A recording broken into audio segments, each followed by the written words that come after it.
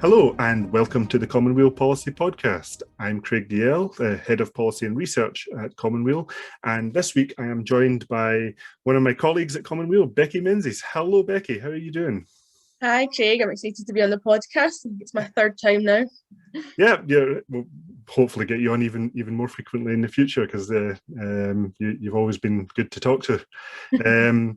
So this week we are going to be talking about the biggest bit of political news in Scotland over the past couple of weeks, the election results.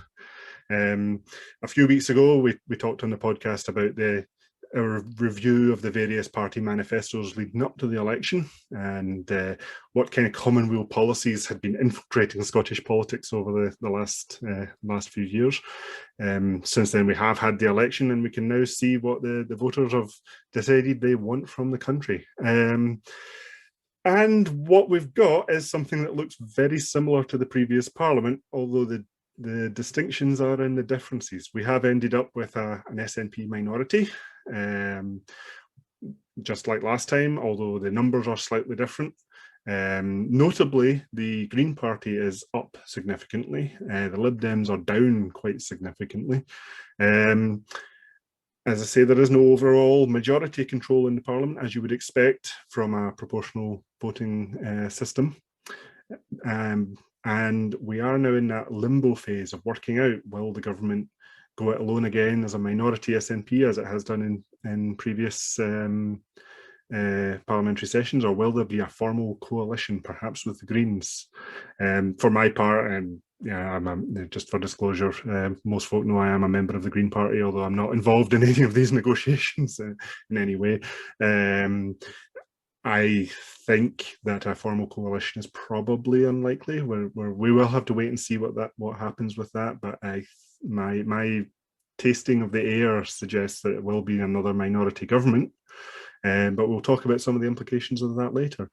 Becki, what were your overall impressions of the election campaign as a whole, and then the results as they were announced? Yeah, I think we spoke a lot about this in my circles of friends and at work about the kind of lack of excitement about the kind of election this time round. I think a lot of that's down to the pandemic and lockdown and not the usual sort of street canvassing and events. But I think it was maybe a bit more of a predictable result, but it's a good one for pro-indie folk, I would say.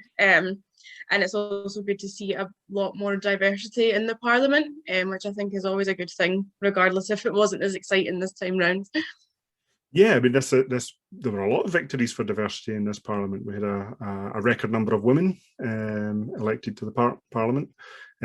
Still only 45%, so women are still in the minority in Parliament. So I always liked Ruth Bader Ginsburg's quote when she was asked how many women would be appropriate on the Supreme Court, and she said all of them.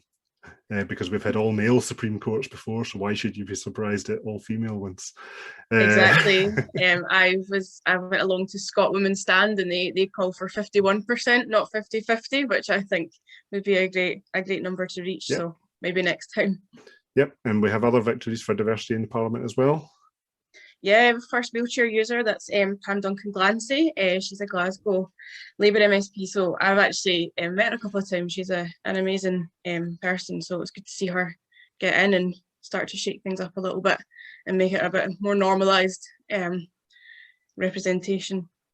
Yeah, and it's, I mean, I'm talking from a position of relative privilege on this. I'm definitely not the person to be delving into these issues too much, and we really should be getting folk onto the podcast who can talk about this from their own perspective. But it is that perspective that is important to have in the Parliament, because you need people with lived experience of issues, the whole gamut of issues across Scottish society, to really be able to tackle them. You don't want folk like me talking to people about their problems. You want it to be the very opposite. Yeah, no, totally. I think that's it. I think sometimes we're too quick to say folk are experts because they've read a lot about stuff rather than the people that have actually lived it. Another one was we've got the first 2 women of colour in the Parliament too, which is shocking it's taken this long, but it's great to see that's now happened, and hopefully it paves the way for more in the future. Exactly, and the symbolism of these is important as well, because every time you do finally break one of these barriers, it does send that signal to everybody else that, you know, the Parliament is for you too. And hopefully, yeah, it'd be great to see this trend continue. Totally. We can hope.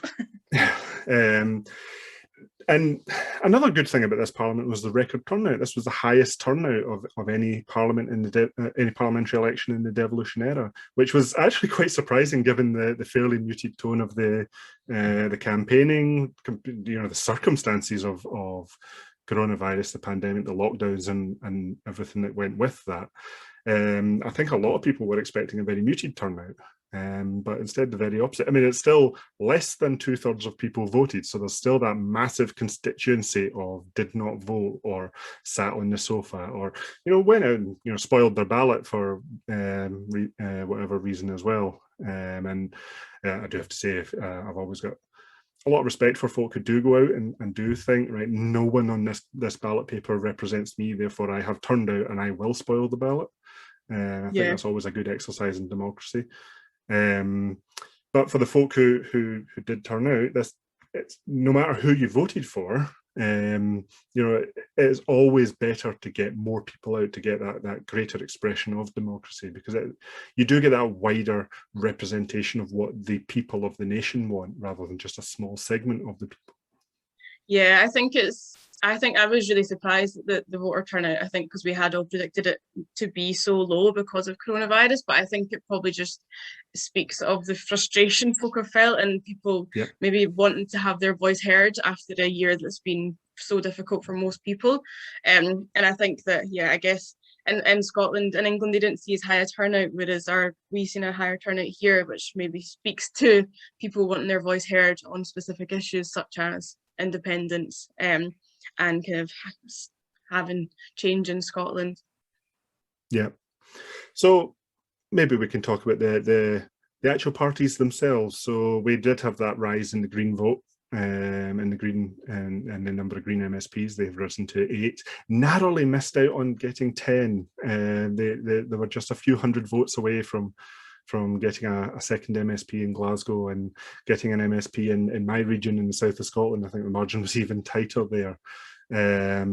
So again, from, you know, with my Green Party hat on, I'm a bit disappointed at that, but also I know the candidates and I know they would have been a really good addition to the Parliament. I do remember talking to you, Becki, a wee while ago about some of the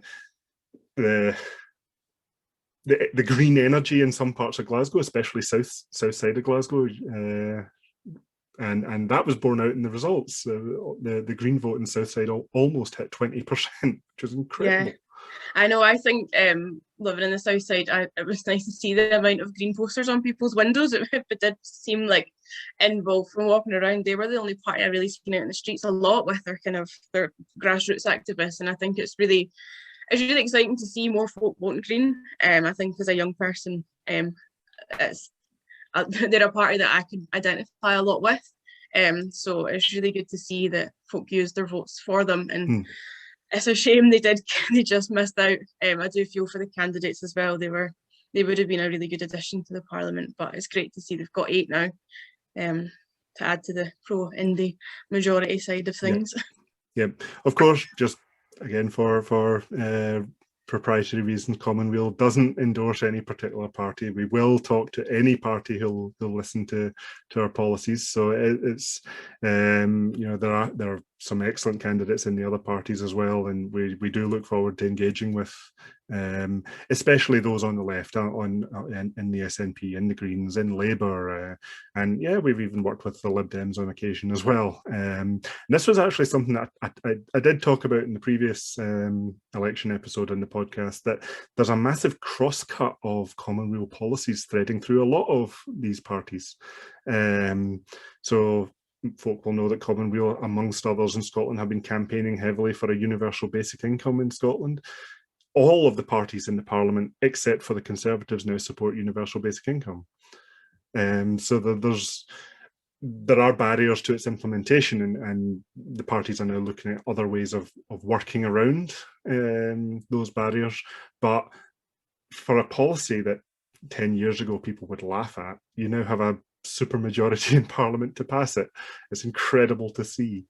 Yeah, I think that's actually what it shows that people, actually the policies on the left parties, regardless of their stance on constitutional issues, they're very much the same, and they all have similar policies and they all want to see similar things implemented, which I think is an amazing thing for people of Scotland, especially for kind of social justice issues and things like that. I think there's a lot of really important policies that we now need to see if they're going to get implemented. Yeah, and this is where I think a minority government actually works to Scotland's advantage. Dare I say it, I was almost dreading a majority government when the polls were saying that. Not because I'm against every single SNP policy. There are some, again, they're pushing some really good ones. But yes, there are some that I'll be fighting against, but there's some really good ones in there. It's just that with a majority government, I always get the feeling that policies get passed based on party whip loyalty, rather than actually discussing them and debating them. Now, and this potentially would be the case if there was a formal coalition as well, that if we don't have a majority or a coalition, if we do have a minority government, the Parliament does need to debate these policies. It does need to look for ad hoc coalitions on the issues. And hopefully, again, with this broad crosscut of some fairly radical policies over several parties, you can see there's avenues for agreement. I mean, we could end up with a parliament that's not just producing good policy, but making sure the policy is good before it's passed. It's well thought out and well debated. Yeah, I think that's super important. I think, when there was talk of will they get a majority, the Scottish Parliament was set up so that no one party could have full control. And I think that's the kind of fact that hasn't happened is a good thing for democracy. And like you said, for other parties to properly debate these issues and to push for maybe more radical ones as well. So I guess another question that will be asked is, if we look at the Parliament, then I did say things look very similar to the previous Parliament. One of the big similarities is the actual parties that are involved are all the same. So we haven't had any parties leave Parliament. We haven't had any come in, despite the efforts of several insurgents. Becki, how do you feel about the Alba Party, and what did they, in your opinion, bring to the campaign, and what do you think the reasons were for not quite hitting that threshold of election? Yeah, I guess it's a lesson in starting a party 6 weeks before an election. You shouldn't do it. You need, time to kind of build that and build the support. And I guess I have personal beliefs about them, but I think that I think it shows that, the parties that are there, the fact that they didn't get the kind of, maybe the response they'd hoped, kind of shows that it's not the best idea to do that. But I did get questions about independence talked about. However, I don't think I don't necessarily think we needed another party to talk about independence. I think that it's now time for the indie movement to sort of reunite and move on from this sort of, I don't know how to word it. Yeah, I mean, I'm kind of in the same place myself, that to get almost 2% of the vote based on a party that's absolutely brand new, and we have seen new parties appear in previous elections that didn't even make it to that, and we've seen parties that have been small parties that have been around for years in Scotland that on average get hundreds to a couple of thousand votes and barely make it to the first percentile point. So in that respect, probably not the worst result for an absolutely brand new party, but it did not meet the threshold for election. And yeah, I'm kind of in that same position of, if you're wanting to start a new party, it is a project for multiple years, not weeks or months.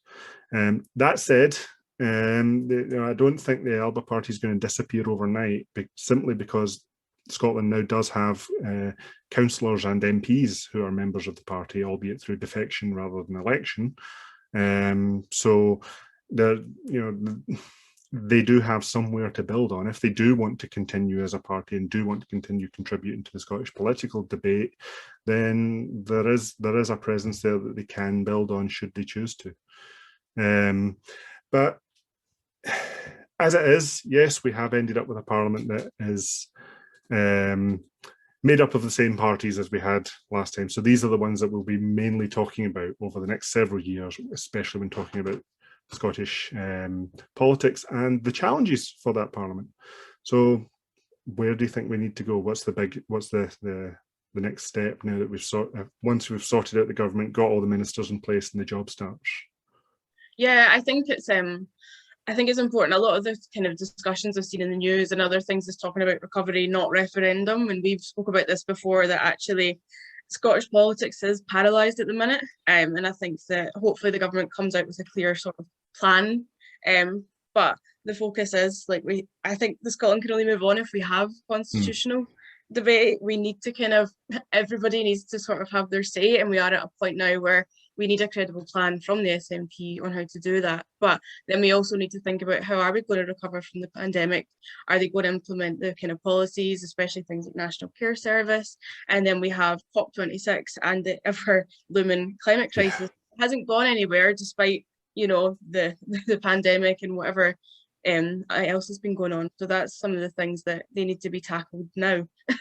We can't really wait anymore. So I think they're the big issues that need to be spoken about. Yeah, and it's a thing that we've often talked about here at Common Weal on our on programs like our Resilient Scotland plan, that points out that the recovery from COVID and the ability to tackle the climate emergency, these are because of the timescales. We've only got 9 years left to really start making inroads into the climate emergency. The recovery from COVID has to be the solution to the climate emergency, and as part of that, Scotland, if it wants to do it, alone, or at least do it on a timescale that's different from the UK government, we need the tools to do it. We can go so far. We can certainly spend this parliament doing everything we can within the powers of devolution and pushing the boundaries of devolution to their absolute breaking point limit. But at some point, we will have to say to the Scottish people, look, we can go this far, but no further. Either we become independent and we finish the job, or we do not become independent and we hand the job over to Boris Johnson to finish. It doesn't fill me with excitement. But yeah, I think that's right. You don't trust him to bring in the shining green future for Scotland? I don't think I do, no. No, because I think this is going to be part of the backdrop as well, especially at UK politics. We saw the Queen's speech yesterday with the UK government embarking on quite a powerful attack against democracy, bringing in restrictions on voting, and really starting to bed in its long-held attack on devolution and decentralisation in Scotland by controlling the purse strings of where investment goes. Yeah, I think it's the voter ID really, really scares me, and it's as everybody knows, it's going to target people in low incomes and disadvantaged voters anyway. It's expensive to have ID, not everybody has a passport or a driver's license. So yeah, it's a very big power move to kind of thwart democracy, in my opinion. So I think, it shows how different Scotland and Westminster are in terms of the policies we want to implement, hopefully. Yeah, and with something that I've talked about in recent weeks and months is the Westminster approach to investment, which really does look as if it's targeting, again, party loyalty rather than economic need. So whoever can stand up and wave the Tory flag the hardest can get pots of money dangled in front of them, or it will be based around Boris Johnson's next biggest infrastructure project. Where can he build a bridge or a tunnel to next? Yeah, it was interesting to see that we're going to build a bridge to Ireland. I don't think we are. For a start, it's what do you do once it's there? Also, does that mean more car traffic? We need less. Climate emergency. Yeah, exactly. Yeah, unless you're going to cycle it, maybe that's what the next campaign will be. I don't think my legs could take that. So what's the first thing we really should be doing in the Parliament, do you think? I think, I guess I am of the opinion that right now it should be focused on recovery, and we should be doing everything we can under devolution to kind of support the people that need it most out of the pandemic. But I do think that we also need, once the government whatever way it's going to look, we do need to resolve the constitutional debate, because, as I said before, Scotland is paralysed at the minute, and I think that we need to start building a positive case for independence and showing that our recovery out of this pandemic, we need those powers. But I think things like that were promised, like National Care Service and those kind of things, we need to start seeing those things implemented. I don't know about you. Yeah, I mean, well, the big focus for me in the next few months will be the National Care Service. Again, it's one of these policies that has a broad support over the Parliament. The SNP, the Greens and Labour are very much for it. The Lib Dems and Tories are against it. So it's not universal, but it is something that needs to be done right. And the three parties that are for it have very divergent views of what that care service should look like, including to what extent should it be publicly owned. Which, if you think about the way the NHS is right now, if you were to suggest building a network of private hospitals and calling it the NHS, it wouldn't be the NHS as we know it today.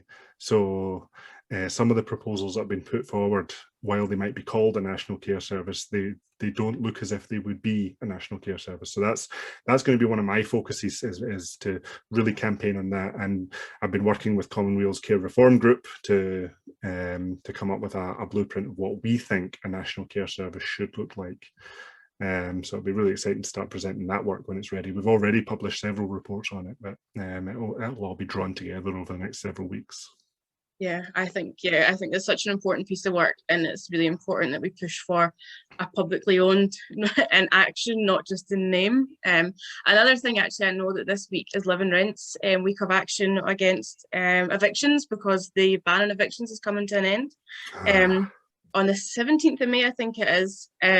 So I think actually one of the first acts as a private tenant, it would be to see kind of we've always had the talks of rent controls, and the fact that these bans and evictions are coming. I know that a lot of landlords did try to evict people despite it being illegal. So I think that's a really, really big worry that's coming up now, and something that the Parliament needs to act on to ensure that no one is evicted and left without a home in the next couple of weeks, which is just scary to think that that's coming to an end when people are still on furlough and not everyone is back. It's not back to normal. Quotation marks. Yeah, and even once it is, then all those problems you alluded to there over rent rises and the basic power imbalance between tenants and landlords, they all still need to be addressed properly. It was interesting to see in the SNP manifesto they're finally admitting that rent pressure zones weren't working and would have to be reformulated, although they're not going as far as saying that we need rent controls. So that's another thing that Common Weal is going to be working with Living Rent. We have a really good relationship with Living Rent on this, so we will surely be working with them to try and bring in a proper system of rent controls, and then go from there to a complete overhaul of housing to make sure these problems don't happen again. Absolutely. I think as a young person who's privately rented for a long time now, I don't even like to think about the amount of money I've paid towards private landlords. So yeah, I hope that we do see some real action on it, not just words. Yeah. So that's actually for just to bring everything back to the Parliament and bring everything to the end of this podcast episode. This is another encouraging part of the probably being a minority government, is that, again, because those policies have to be debated, have to be discussed, it does give folk like Common Weal, folk like other lobby groups like Living Rent, the chance to engage with politicians on these issues and to get these policies put forward into the public eye and in front of the Parliament. And that way that politicians can potentially make up their own mind on what they want to support. Totally. I think that is, having a minority government isn't a bad thing, despite what some mainstream media are trying to say recently. I think it could be an exciting time, and there's a lot of work to do. So I think it's a good time for us to be there to pressure the government to do that. Absolutely. And just to round off the podcast, Thank you, Becki, for coming on. I'm sure we will have you back on in future episodes. And to folk who are listening, if you want to get involved, if you want to help us with these campaigns, as we're lobbying the new government and the new parliament, please visit our website. There'll be places where you can sign up as a volunteer. I'll link to them below in the description of this podcast. If you want to help us out with a donation, because it's folk like yourselves donating £5 or £10 a month that really keep Common Weal going, that allows us to develop these policies that are now becoming extremely popular through Scotland, and it allows us to campaign on them, to make them not just pieces of paper, but actually bring them to reality. So with that, you'll all hear back from us next week.